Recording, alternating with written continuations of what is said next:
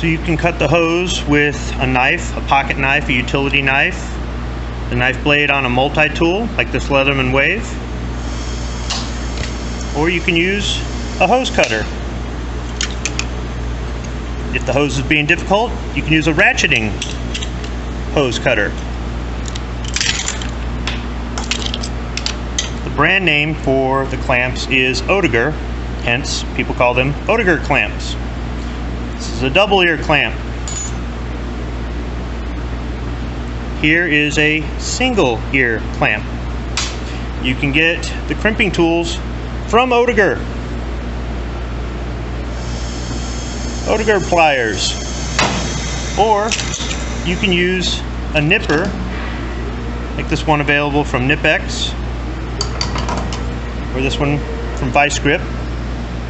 This is something that you might find somebody working on tile using. Alright, let's cut that end a little bit more even.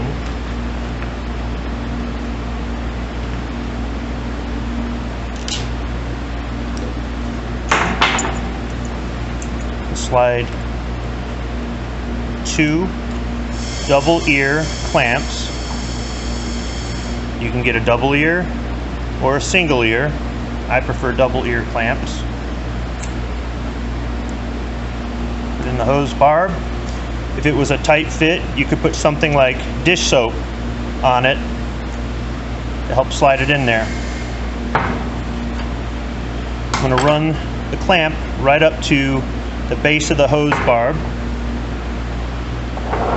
I'm going to take these nippers or a crimping tool and just put it on that ear and crush it part way, not all the way.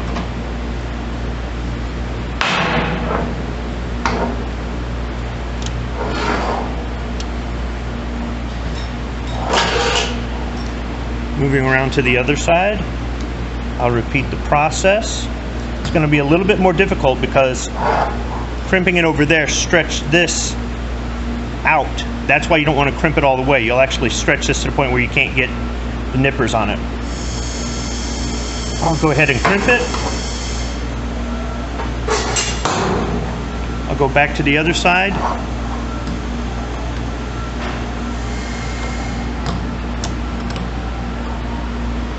Crimp it the rest of the way.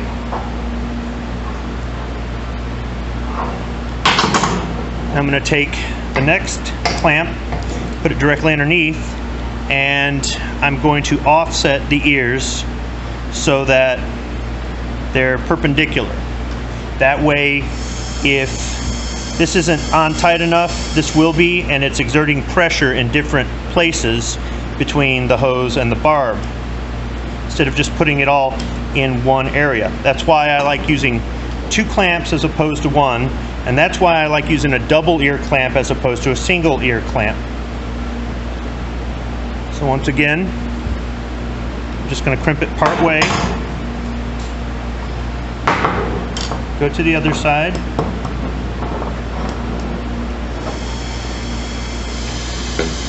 Try to get this to cooperate on camera.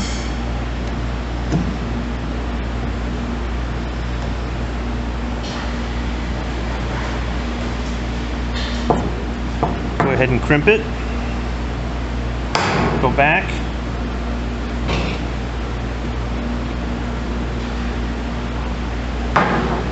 Turn it sideways.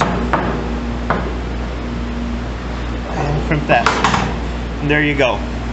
Now this is a lot easier to do on the bench than it is on the machine, especially if you're in a somewhat of a cramped space.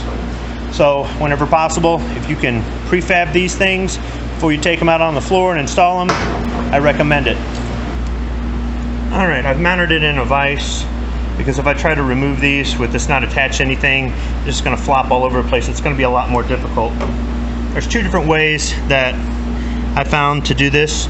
Simply just put the nippers or crimping tool on one of the ears and you give it a twist